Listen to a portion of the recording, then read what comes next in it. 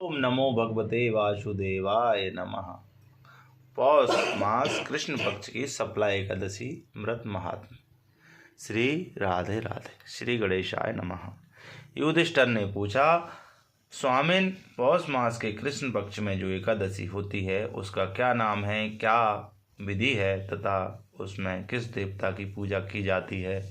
मधुसूदन श्री कृष्णचंद्र जी कृपया कर हमको बताइए। भगवान जनार्दन श्री कृष्णचंद्र जी बोले, हे राजेंद्र सुनो, बड़ी दक्षिणा वाले यज्ञों से भी मुझे उतना संतुष्ट नहीं होता जितना एकादशी के व्रत के अनुष्ठान से होता है। इसलिए सर्वथा प्रयत्न करके एकादशी का व्रत करना चाहिए। पौष मास के कृष्ण पक्ष में शुक्ला नाम की एकादशी होती है। उस दिन पूर्वोक्त विधि पूर्वक भगवान नारायण की पूजा करनी चाहिए। एकादशी कल्याण करने वाली है अतः इसका व्रत करना अत्यंत आवश्यक है। जैसा नागों में शेषनाग, पक्षियों में गरुड़, देवताओं में श्री हरि विष्णु तथा मनुष्यों में ब्राह्मण श्रेष्ठ होता है, राजन शुक्ला एकादशी को भी उसी प्रकार संपूर्ण व्रतों में एकादशी तिथि का व्रत श्रेष्ठ होता है। राजन शुक्ला एकादशी का नाम मंत्रों का उच्चारण करके फलों द्वारा श्री हरि का पूजन करें। नारियल के फल, सुपारी, बिजौरा नींबू, जमीरा नींबू, अनार, सुंदर, आंवला, लौंग, बेर तथा विशेषता आम के फलों से देव देवेश्वर श्री हरि का पूजन करना चाहिए। इसी प्रकार धूप दीप से श्री भगवान की अर्चना करें। शुक्ला एकादशी को विशेष रूप से दीपदान करने का विधान है।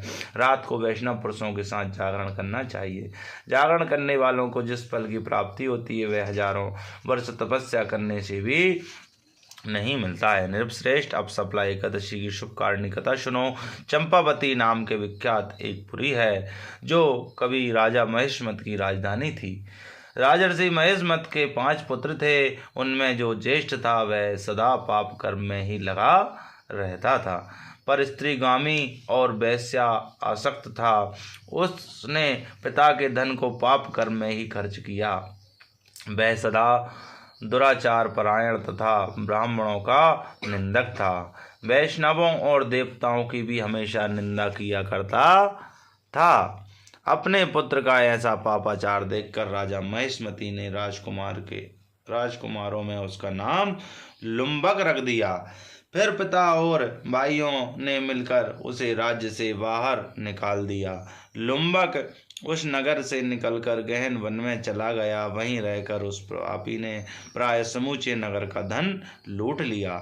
एक दिन जब वह चोरी करने के लिए नगर में आया तो रात में पहरा देने वाले सिपाहियों ने उसे पकड़ लिया, किंतु जब उसने अपने राजा का महेशमत का पुत्र बतलाया तो सिपाहियों ने उसे छोड़ दिया।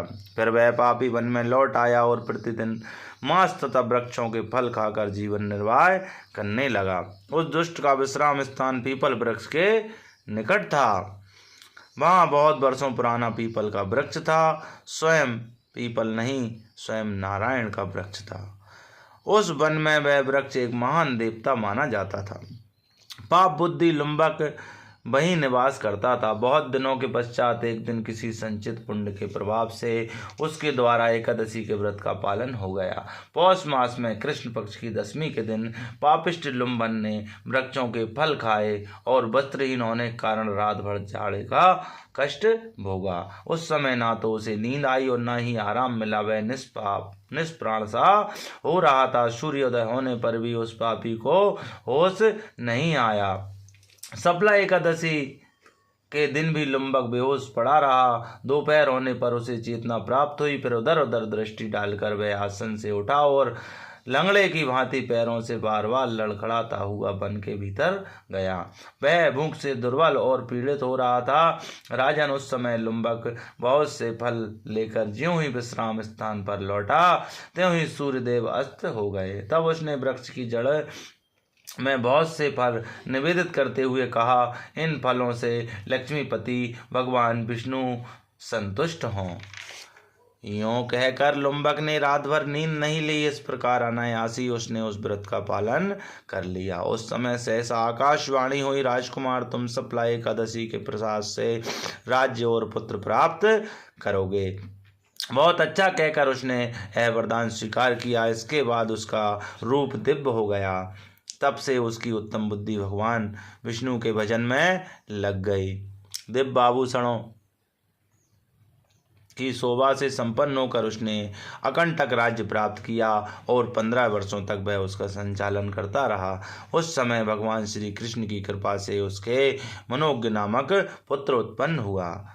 जब वह बड़ा हुआ तब लुम्बक ने तुरंत ही राज्य की ममता छोड़कर उसे पुत्र को सौंप दिया और वह भगवान श्री कृष्ण के समीप चला गया, जहाँ जाकर मनुष्य कभी शोक में नहीं पड़ता। राजन, इस प्रकार जो सफला एकादशी का व्रत उत्तम व्रत करता है वह श्लोक में सुख भोग कर मरने के पश्चात मोक्ष को प्राप्त होता है। संसार में वे मनुष्य धन्य है जो सफला एकादशी के व्रत में लगे रहते हैं, उन्हीं का जन्म सफल है। महाराज, उसकी महिमा को पढ़ने सुनने तथा उसके अनुसार आचरण करने से मनुष्य राजसूय यज्ञ का फल प्राप्त करता है। बोलिए जनार्दन श्री हरि कृष्ण भगवान की जय।